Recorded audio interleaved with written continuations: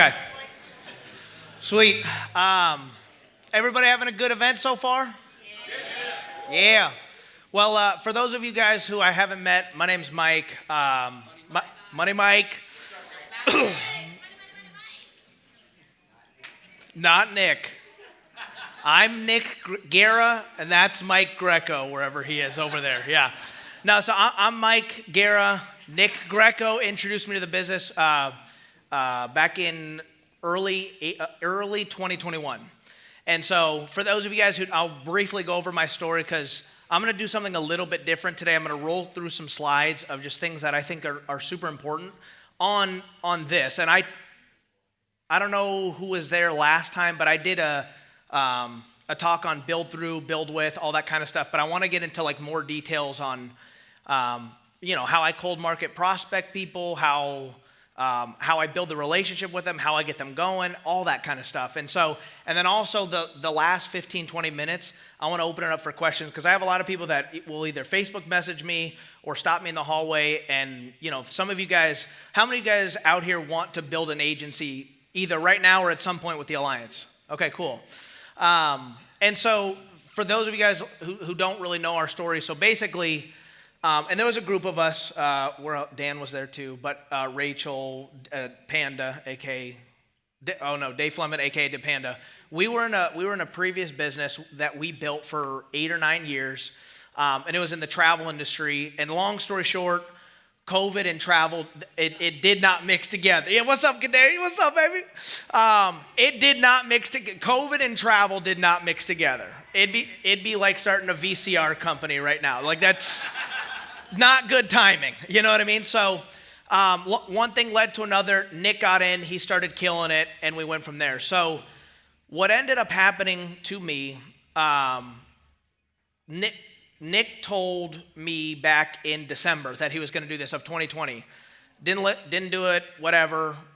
He started making really good money, and then about March or April, I got my license April 15th. So March I started studying, and he had already went out there and did it. So this is a good tip. So when you're out there building your business and you're talking to people, all of Nick's main people turned him down at the beginning. You know what I mean? And that would cause a lot of people to quit. But he went out there and did it anyways. And so if you just go out there and produce the results, and it was really when Nick said, my 4th month, I made $19,000. I was like, oh shit, I'm doing this. You know what I mean? Because we never made that type of income in our last business. And so he went out there, produced the results. And so none of us really came in to the business thinking like, this is what we're going to do. This was a little side hustle for us until travel came back, which thank God travel did not come back. Oh my God. And then, my first month I made $5,200. My second month I made $8,300. And then we, went up from there and obviously decided never to go back to it. But what ended up happening is I got to, we shared it with some close friends of ours, just who were in the same position as we were and just needing to make money. And so we recruited some people at the very beginning, not really, really fast. But then Andy invited Arcadia and I to go on the jet with him and do some like hot spots around the country. We went to Cleveland, we went somewhere in Indiana, and then somewhere in Kansas. And he drew out everything for me. And in the last business, the people who made over $1 million a year, they would never really they wouldn't tell you or they didn't show you their incomes. And I was shocked when people here would just like show you their arc. You know what I mean? And I went to Greenville and I looked at Mark's arc and, he had his Rolex on. I was not licensed. This was in March. I drove to Greenville and Nick is like, you need to drive to Greenville tomorrow. The owner of the company is going to be there. And he's just like you. He's just way crazier and way richer. So I was like, perfect. And then Mark was there. And then Andy basically said, hey, this is the guy that's going to teach you how to sell. And I hadn't been recruiting yet. And long story short, when I got on the jet, he drew out the top 4 hierarchies in the company. And he showed me the people that were making $80,000 to $120,000 a month and what it took to get there. And I could legitimately see a way where I could go out there and do that. And I didn't see that anywhere else. And it was all from getting people to get full-time income. And he said the people that are making $100,000 a month here, they have about 15 to 20 full-time agents, and they'll have about 40 to 60 part-time. People that write 1 app a month, 2 apps a month, they're doing a little bit on the side. And I just thought, like, over time, I went out there and learned how to sell really, really fast, and I got to a full-time income really, really fast. Like, over time, even if it takes me 3 years, 5 years, 10 years, I could go out there and find 15 people that want to learn how to make $100,000, $150,000 a year. So I'm going to kind of get into some of the mindset stuff behind this, but if all you did was sell last year, or you didn't, like you're just selling right now, it's totally cool. Like, I'm not here to push you that you need to do this. You need to build. You need to completely flip the script. Like, keep selling. Keep doing what you're doing. In fact, I still sell. Last year, we still did a ton of not a ton of personal production, but enough I do the personal production to invest in my business. I typically will go out there and make $10,000 to $20,000 a month personally on my own PIN, and I'll take that money to invest in leads and new people, conference tickets, travel, things like that. That's the only reason I go out there and sell, is to go out there and build my business. So if last year your overrides looked like that, don't you love those pictures? The one that's like never give up. It's like 2016, 2020, and they're clearly not the same person. But some of you, your current overrides look like this, and we're going to turn them into this. And so,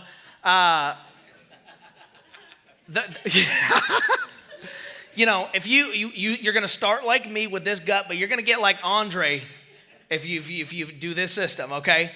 But here's what we tried to do. So I'm going to go back to this, but I'm going to show you a track of this. So let's say this is your first year. Mark said he did a talk where there was a line, and it's like, I learned this a long time ago, but what percentage, this is a thing that I want you to write down. What percentage of your income in 2024, if you look at your 2024 income, how much of it was based on you? Okay? So personal sales or answering the phone in homes. How many of you guys will answer agents' calls in the homes? Okay, I do that all the time. I flip from agent to agent to agent to agent. So let's say Dave made $1,000 making a sale. That doesn't count. Okay, if Dave helped Andre make a sale, Andre's on Dave's team, and he gets $150 over. Maybe Andre makes $900. He makes $150 off the override. But Andre had to call Dave to make the sale. That doesn't count because he was there to help produce the income. So what I really got bought into the idea, I read a book called Rich Dad, Poor Dad a long time ago, and he just talked about having time freedom and having money freedom. There's a lot of people in the world that there's more people that have lots of time and no money. Right. That sucks. You could not work and not do shit, and you're broke. And you can't buy anything, you can't eat, can't go to the nice restaurants.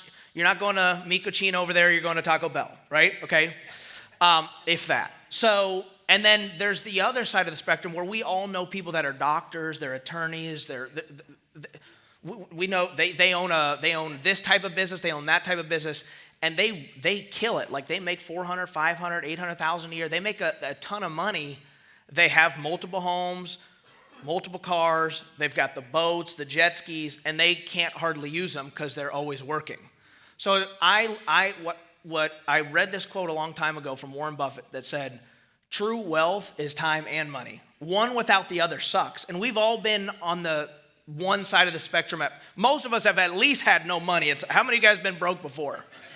I was going to say, we've all been on both sides of the spectrum. Some of you are like, I ain't ever been rich. But obviously it's better to have money and maybe a little bit of time because at least you're keeping yourself busy and you're not depressed.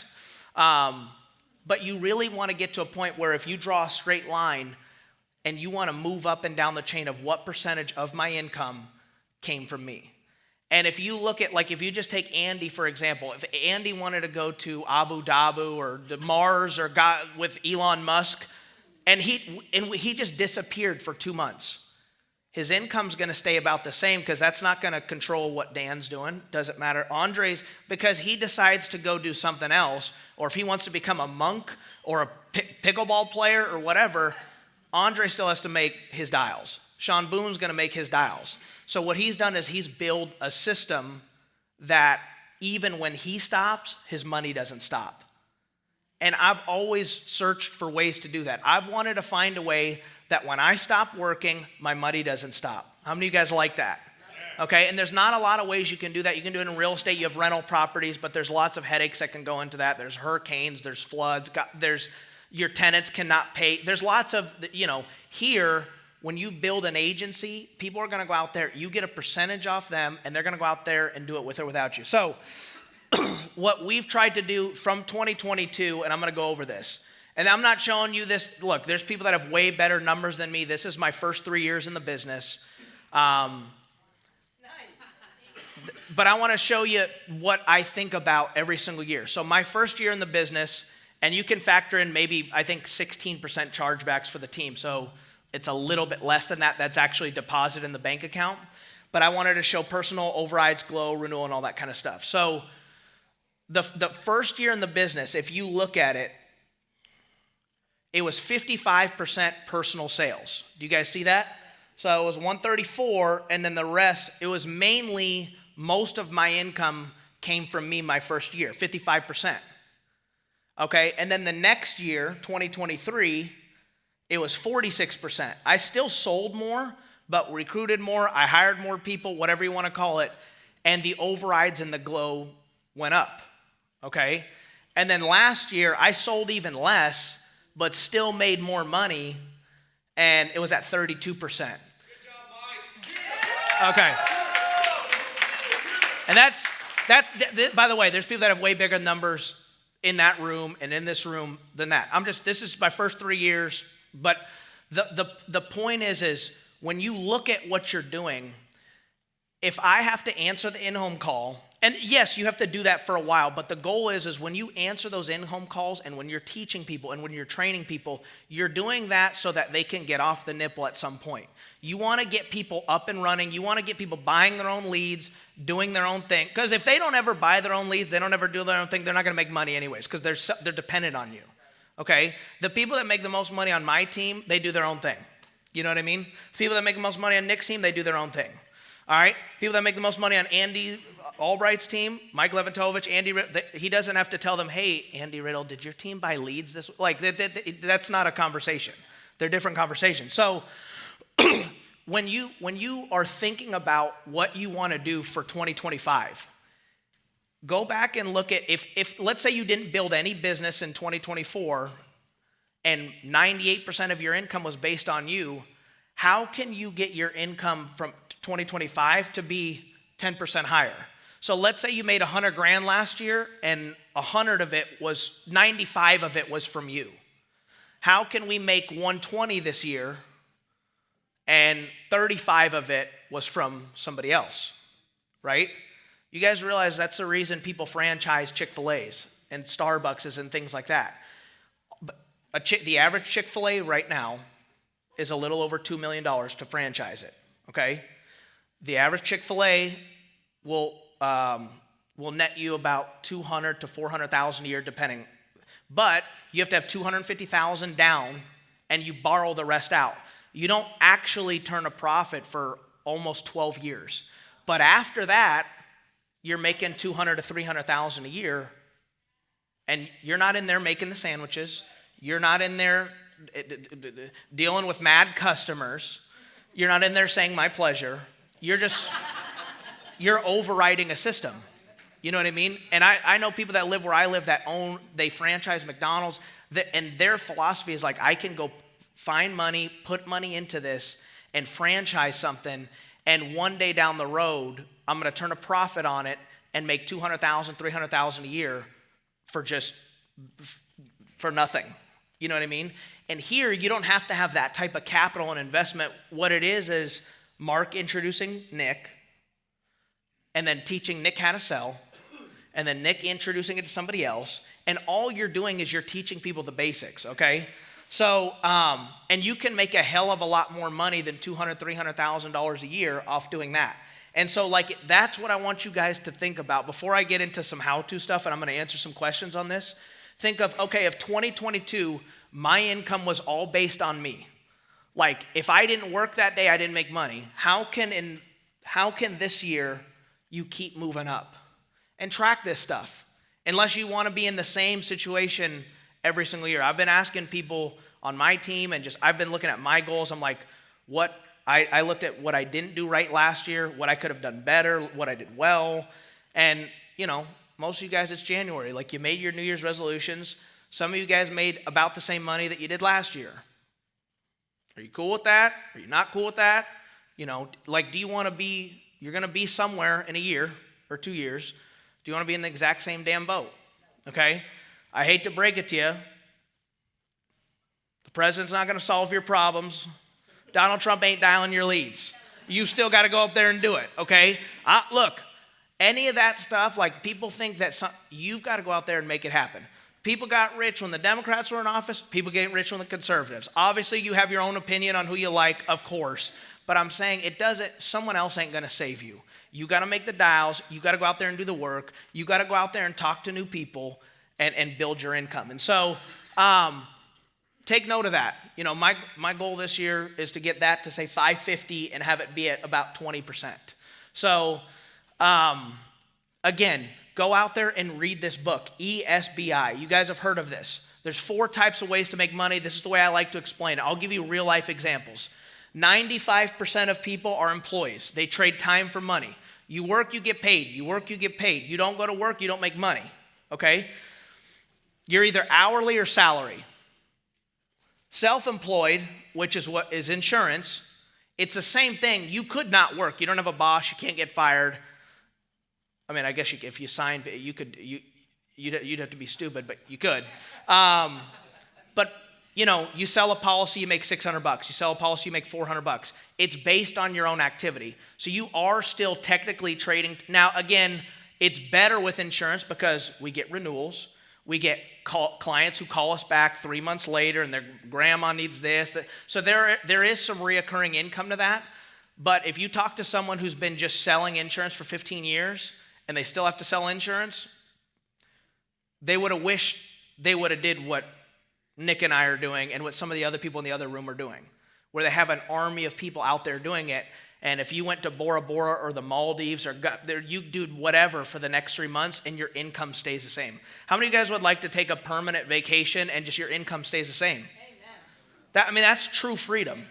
And I read in one of Warren Buffett's books probably like 7 years ago, he said that the only truly wealthy people in this world can make $50,000 a month without having to lift their head from a pillow. It's either dividends from their investments, residual income from something. They're making money and they have time with their family. They have time to go. If you want to go to the boxing gym all day, you want to play pickleball all day, you want to go surfing, to be able to bring in that type of income and not have to go out there and do the work. And it starts somewhere. Okay, you don't just recruit one person and they just, you know what I mean? There's a lot that goes into it, but think about 2, 3, 4, 5 years from now. It's like, I got to go out there and find people that want to go out there and change their life, make a bunch of money, and I just got to teach them exactly what I'm doing. Okay, ESBI. The business owners, you got people that work for you. Investor, right? You get dividends off stocks, your IULs, all the products. And again, we help people with all this stuff, okay? And 95% of the population is on the left quadrant, and only 5% of the actual revenue in the country is on the left quadrant. The other 5% of people are over here, and 95% of the money is over here. You guys know, like, Mark Zuckerberg could solve world hunger with like half his income. World hunger. So the rich are really rich. Now, think of the kind of business that guy has, the amount of people, employees, and all that kind of stuff. And again, you don't have to do that. I'm just saying the people that have money have a lot of money. There's the middle class, which is basically broke because of inflation, right? And then there's the poor. And there's not a lot of in between anymore. And so you want to try and get yourself to that right quadrant. So from what I've studied in the last 3.5 years of being here, most of our top sales producers will make between $250,000 a year all the way up to $900,000 a year selling insurance, whether they have a team or not, which is great. There's not a lot of jobs. You can go out there and make $400,000, $500,000 selling insurance. But the people in there that have built an organization, those are the ones that make over $1 million a year, and their lifestyle looks a lot different, all right? And there's lots more tax advantages in that too. So for those of you guys who don't know how the overrides and glow works, I'm just gonna touch on this a little bit. For example, if Andre brings me in and I start writing $10,000 a month. So if you have a 10% spread on someone doing $10,000 a month, so here's what I want you to think about. Okay, what are your expenses? Like, what does it cost you to live? Does it cost you $5,000, $6,000, $8,000? Is it $2,000? Once your residual income gets $1 higher than your residual bills, you've got freedom. Because then you can do whatever the hell you want. You can just add to it. You can go from there. But I wanted to get my overrides to be $1 higher than my bill. So it's like I could sell, I could not sell. It doesn't really matter. So if Dave brings me in or Andre brings me in and I start writing $10,000 a month and he has a 10% spread on me, he's going to get $1,000 a month off my efforts. Does that make sense? Okay. If I bring in Dave and I have a 5% spread on him and he starts doing the same thing, I make 5% on him. You get 5%. That's $500 a month, but he still gets the 10. So now he's getting $2,000 a month, okay? Or the example is if you have, and when you hit regional manager, there's all kinds of different bonuses. We can chat about that later. I'm not going to get into the nitty gritty on that. But long story short, you want to find a way to look at what type of income you need and how many people do I need there out there producing to get me to that income. And when I looked at when I looked at my overrides and glow and what we actually did, I've got about 8 full-time people. I've got about 25 part-time people. And my income was 1/3 of $1 million a year. About 1/3. And then I looked at what Andy told me 3 years ago. He goes, you need 25 full-time and about 60 part-time. I'm like, Jesus, I'm 1/3 of the way there. And that's how you make $100,000 a month. The exact numbers, it's all math. You need this many people writing this amount of business. And again, some people are going to do way more than that. 10,000. You're going to get people out there that are absolute killers that issue pay 20, 30, 40. It's going to be bigger than that, okay? And you're going to have people that are just part-time. They do they put in a part-time effort. They write a couple apps a month. So I started on the crusty. Who is in here for the virtual? Who is in here for the virtual course that Nick and Mallory did? Was that not awesome? I started that way too. Crusty couches, all that kind of stuff. And then what really, when I started getting a lot of agents, I had to learn virtual. I'm going to just teach you a trick. If you want to keep producing and build a big agency, you'll have to learn how to do virtual. Because you can't be in homes with people all day, every day, and sitting there with the client, and you have 9 agents calling you about, do I do the Mutual of Omaha decline? What do I do? You can't be doing that. You know what I mean? So I had to learn the exact same thing, and I'd be dipping from call to, Haley's in a house, this person's in a house, this person's in a house, nope, decline, got to call you back, the underwriter's call, and you're going from person to person to person, but you're leveraging it more. And if you can find a way to make the same $5,000, $10,000, $15,000 a month selling, whatever your selling goal is, and if you do it virtually, most people that are virtual, and this is the problem, they're not working full-time hours. Okay, so you have plenty of in-between time to prospect people, answer calls, answer your team calls, help them with this, help them with that, and that tends to be a lot of what we're doing. So, but this is the main thing that I want you guys to get, the percentage thing.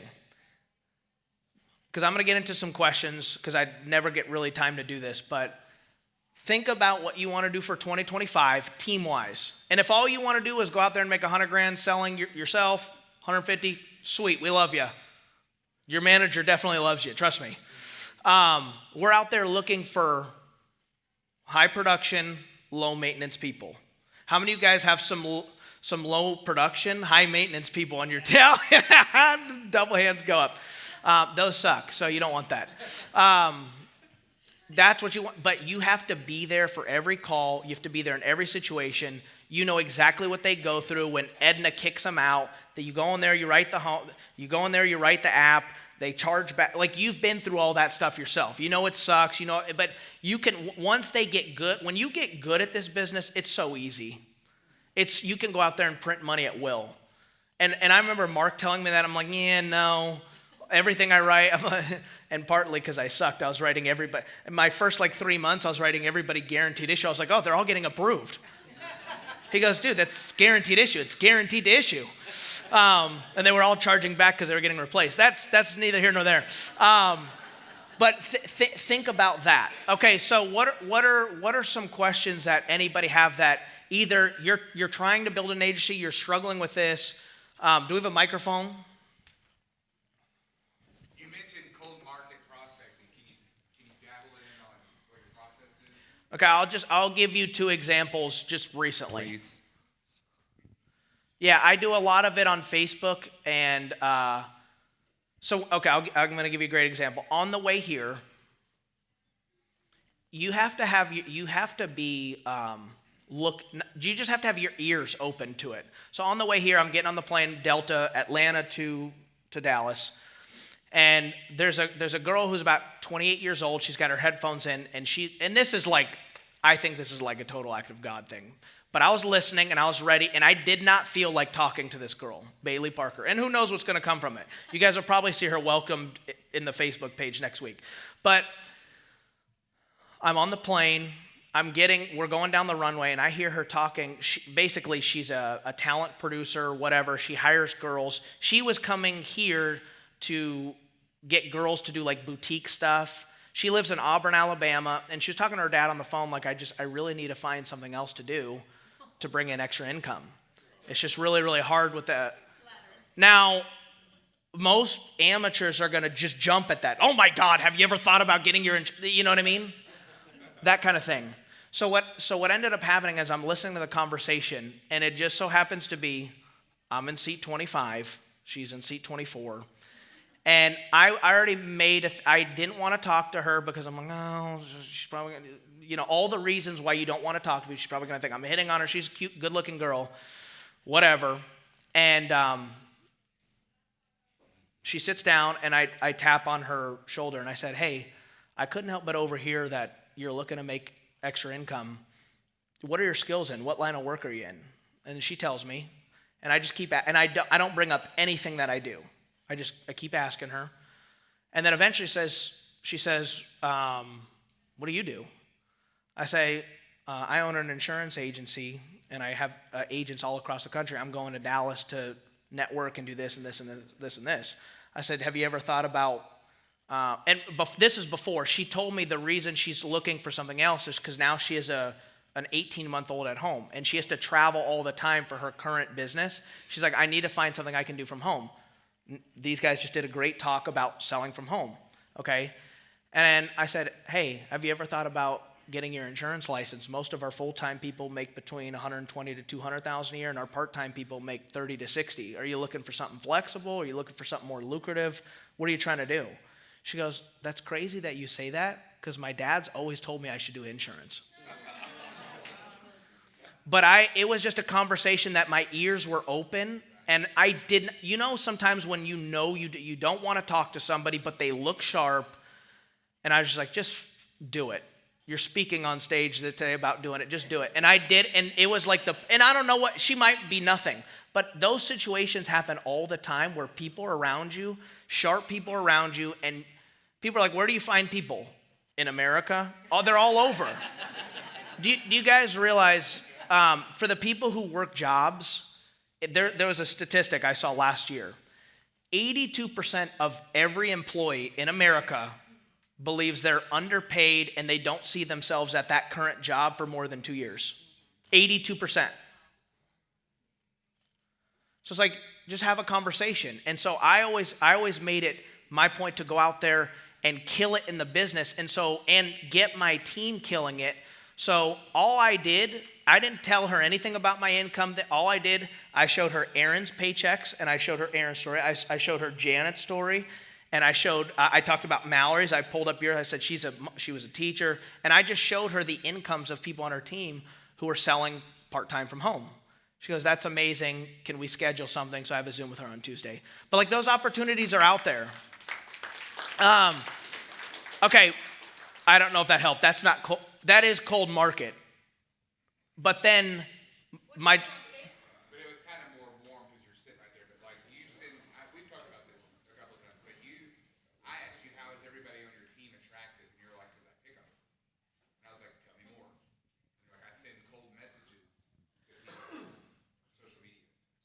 Wait, why is everybody attractive? If you run an ad on ZipRecruiter, you're getting 50 to 65. Oh, yeah. Your team, You're getting final expense clients, yeah. Yeah. I mean, look, I learned this a long time ago. You want to, people that, no offense to people that are older, if you're old.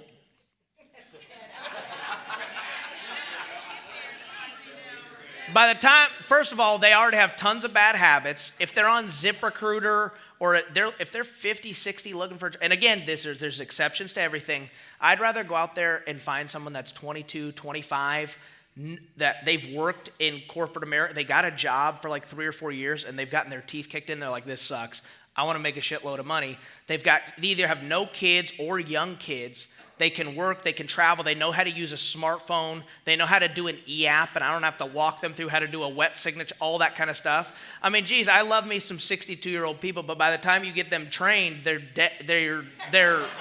you know,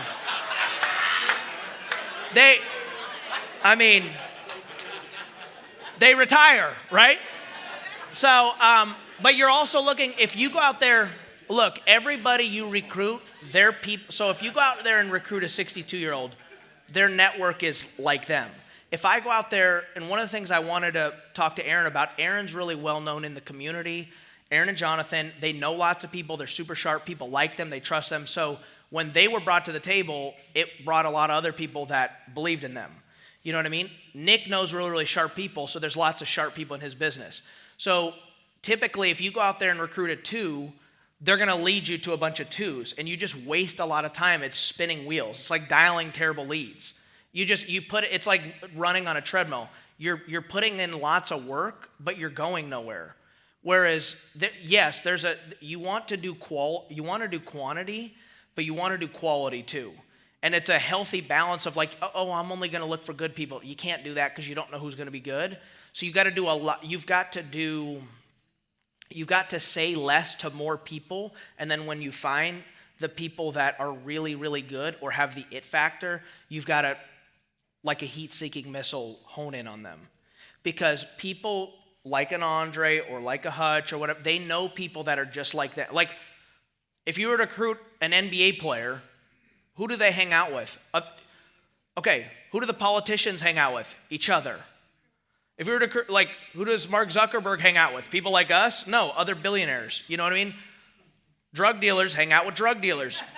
Broke people, you don't find a lot of broke people that hang out with tons of rich people. They're like, there's just one broke guy. You know what I'm saying? But if you recruit the wrong, it leads you to, now again, every dud knows a stud, so there's exceptions to this. But if you want to build your business based on finding quality people that can bring you more quality people, because then you can spend less time on gazillions of phone calls to just, We need them to get inside their house. Look, I learned this about finding a wife too. My dad taught me this. This might, hopefully this isn't recorded. We were talking about a strip club. He said, Mike, you ain't gonna find a starfish in the gutter. You guys know what I'm talking about? Like, you're not going to find the right, like, what are you going to do? Like, that's the wrong place to be looking. You know what I mean? And a lot of people, for their prospects or their people, they look in the wrong places. Like, I'm looking for people that are ambitious, that are hungry, that are fed up. Like, Janet was in a good position. She just got laid off. She's done sales before. She's a single mom. She has reasons to go out there and make a lot of money. And I know if she'll just buy in and listen, like, it's going to flip like that. You guys know Janet's going to, I think she's number 6 or 7 rookie in the company this year. And she came to this event last year not licensed. You know what I mean? And it was somebody that, Janet, I met through someone who met through someone who met through someone. And oh, here's another thing I do. The first thing I did with what the hell's her name? Bailey. I sent out this message, and then I added her on Facebook, and I want her to see I'm posting pictures of when people are on stage, when the team's on stage, congratulations, Janet, this, that, and you want to create on social media. So anytime I meet somebody new, there's hunting and then there's fishing with recruiting. That was a fishing situation. I tried to recruit her into something else. Thank God she didn't join 4 years ago. And I've kept reaching out to her, and the timing was not right. So the timing has to be right for certain people. So long story short, sometimes they got to be right at 12 o'clock. When they're ready, they're ready. And a lot of times people will talk to somebody when things are going really well. They have a great job. They've got this going on. Like they're happy. Typically when people are happy, they're not looking for something else. Doesn't mean not talk to them, but you can go out there, and a lot of people I have come back to me. I'll share the opportunity with them and they're like, no, timing's not good. And then I keep doing my thing, keep growing my income, keep making more money, keep traveling, keep doing all the things I'm doing. And then what ended up happening is she gets laid off. The timing's right, boom. Same thing with Erin. Although I never talked to Erin, the timing in her life was right because she got to a point where she was like fed up with her career. And she was basically willing to do whatever. You know what I mean? And that's who you're out there looking for, people that are out 12 o'clock. Because there's people right now on their knees that are they're praying for opportunities. You guys know what the last 5 years have done to most people? People are already paycheck to paycheck even before that. And then inflation's gone through the roof. All this craziness has been going on. And people can't afford to buy houses. They can't buy groceries. And an extra even getting people to do what like Mallory's doing and she's doing way more, but getting people, if you built your business on, hey, I could teach you part-time from home to make an extra $3,000 to $5,000 a month selling from your couch without having to get a job, you get renewals, you can do this, you can do that, and then you get them doing that, and then they know people that are just like that. You can build a whole business model off people just doing it part-time. And eventually, you recruit like that, you're going to find people, you bring them to the event, and then they find out people are making $1 million a year doing this thing, and naturally, the cream is going to rise to the top. You know what I mean? You're going to get the killers. So, who's next?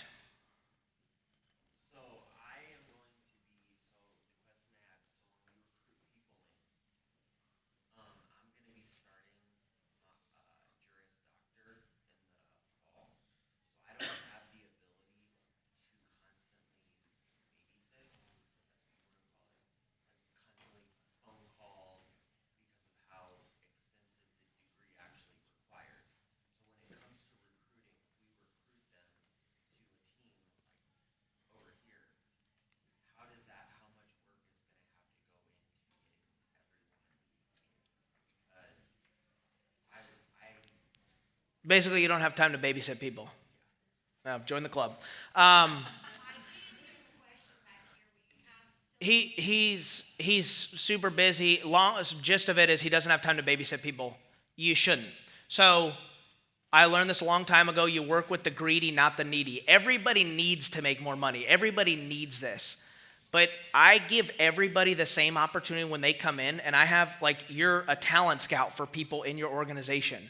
And when I find somebody really, really sharp, I want to go meet them. I want to build a relationship. So long story, what happened is Erin introduced Marissa and Heather. And as soon as they got their license, she was like, hey, they're really sharp. They want to get out of dental, blah, blah, blah. They could do exactly what I'm doing. So I went and met them. And then there are other stories like that. And, Janet's gotten me on the phone with, I know Elizabeth and Carolyn. And you guys have had recent situations in your lives where this is their first event. By the way, this is their first event. Give them a shout out.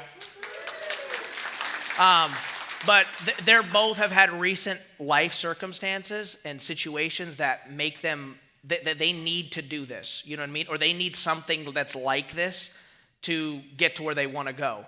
And so if you find yourself babysitting people, those are just like, you're not mean to them. You know what I mean? You're not like, you can't come to the train. You can't, you're not doing any of that, but you just move on. Like, you can't steer a parked car. You can't push a dead bear up a tree. And there is some philosophy of you throw enough spaghetti on the wall that it sticks, but that's not really, it's finding the people. When you find the right ones, you just know. Until you find somebody good, it just sucks. Because you feel like there's a bunch of unmotivated losers out there. But there's not. The world is full of killers. What you attract who you are. So one of the things, for those of you guys who are good producers, I kind of want to end with this. For those of you guys who are really good producers, but you don't have anybody following you yet, you should do like a deep inner look inside yourself and thinking, okay, how can I be really good? How can I go out there and make $10,000 to $15,000 a month and not have anybody on my team doing that?